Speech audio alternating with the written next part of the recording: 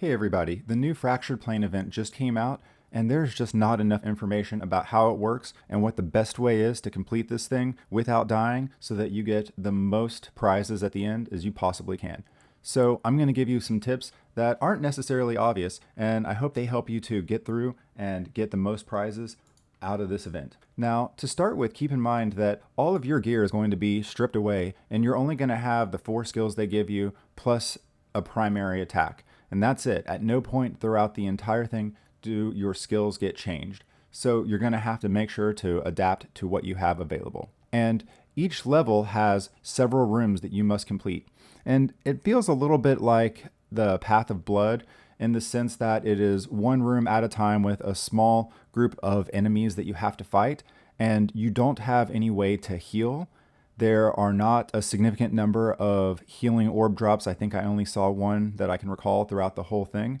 So it took a little bit of time to get warmed up, but once I got used to the format, it went really smooth, and I think you'll have the same experience too.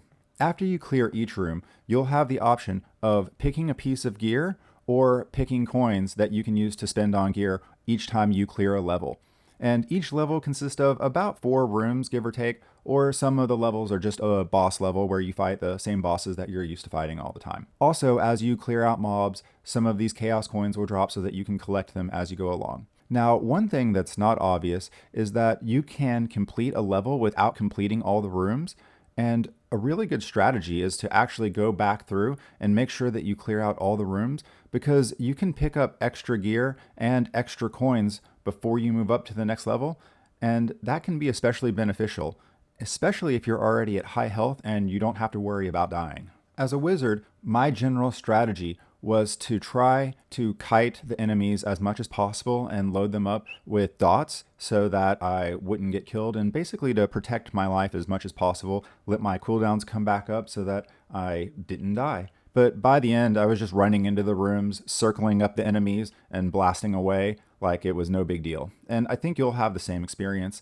after you get a little settled in. With that said, I think the hardest part is actually getting through the first couple of levels before you get the gear that you want, because you're not going to have your skills all decked out and you're not going to be able to play the way that you're used to right now. Here on screen, I have the set of gear that I ended up picking at the end. And basically the idea was I wanted to have the Mask of Illusion to provide a copy of myself, to basically act as a tank and to protect me from taking damage. Obviously, the Searing Judgment is the best shoulder for a Disintegrate build. It generates a ton of damage, and paired with the Entropic Edge main hand, you do even more damage. On the chest armor side, there was not really any method to the madness. That just happened to be the armor that was available. As far as the pants go, the Chaos Nexus or Pavel's pants are also good. The one that has like kind of the corpse explosion effect, those are all just fine for a wizard. And then for the offhand, I specifically chose not to go with one of the offhands that made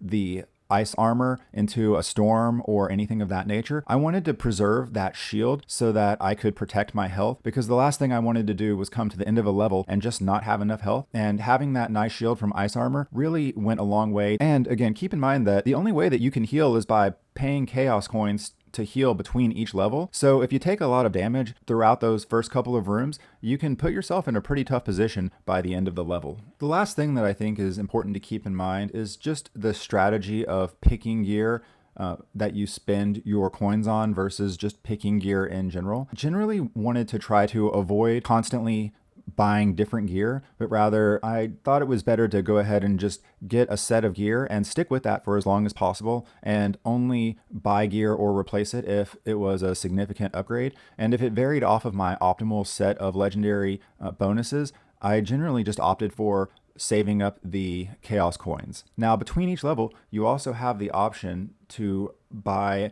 an upgrade, which gives you better drops, and you can upgrade that all the way up to a level 10. And I think by the level 14 or so, it was either 13 or 14, I had that maxed out, and at which point you can refresh the store and check out different items as well. Maxing out the Shard of Fortune as early as possible, or at least getting it leveled up, definitely helped with the gear as I got further into the challenge. So with that said, I think the last thing to be aware of is that once you've completed all of the challenges, you can go back and claim 3 separate prizes.